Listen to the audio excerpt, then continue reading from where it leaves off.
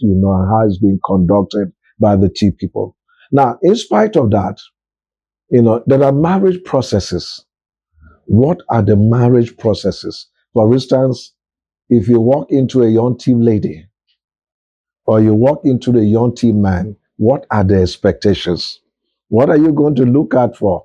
What are you going to pin down to say, look, this is what I should be prepared for? And I think that also is very important. Yes. Now, that also is based on the social process. Socialization is a broad term. Let me put it clearly that way. And again, socialization depends on one family to another. It depends from one clan to another. It depends from one village to another. It depends on a number of social variables or dynamics. For instance, you're educated, you have money, then of course the process, the marriage process will be different. It won't be the same.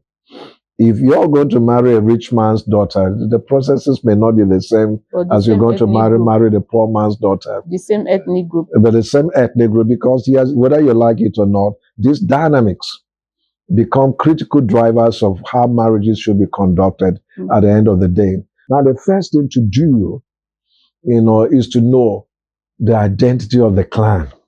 Okay. Every clan has an identity. And this is something that has to do with origin and migrations. All of the clans are replicated across the entire landscape. Yeah. But each clan has an identity. It can be traced to a putative ancestry. And it's the first thing you're going to do. Now, elders were custodians of tradition. And whenever you wanted to marry and you approached them, they knew exactly what to do to find out about the other side. And I think this generally cuts across all African ethnic groups. It's not just the T people. You must find out, who are you going to get married?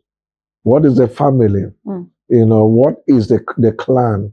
They're not prone to certain criminal, tendencies.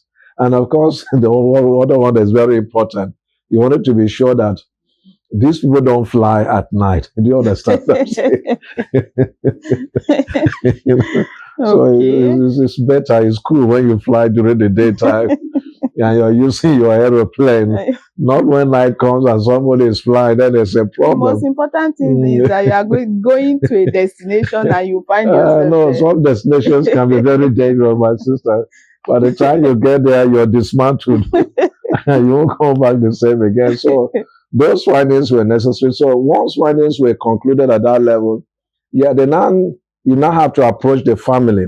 And this is where, yes, there are some details, there are some specifics, but they're almost the same. You approach the family first. The father of the bride. And of course, you now announce your intention formally. And of course, in the traditional TIV setting, if you're going to announce your intention, you have to go there with any of your brother, most likely an uncle, who's a little bit older than you. Then, secondly, you take somebody from the clan you want to marry. Okay. Oh, yes. If I'm going to marry from your clan, then I have to find somebody from your clan. And somebody close to your family. And it's going to be like some kind of referee. Yes, you could also look up to, if it's mixed now, right? Yeah. Because we've been into contact with the Bekwara people, sometimes referred to as the Udam. We've been in contact with the Idoma people. We've been into contact with the Gede people. So there's nothing wrong if you carry kola. Do you understand? We've learned from our neighbors that the kola is useful. Okay. Now say he who brings kola brings life. So you carry kola. You're being just decent and being polite. So you went in, and the man from the other side will introduce you to the family because he's already a member of the clan. He knows the family. They know him, so he becomes a mediator. Okay.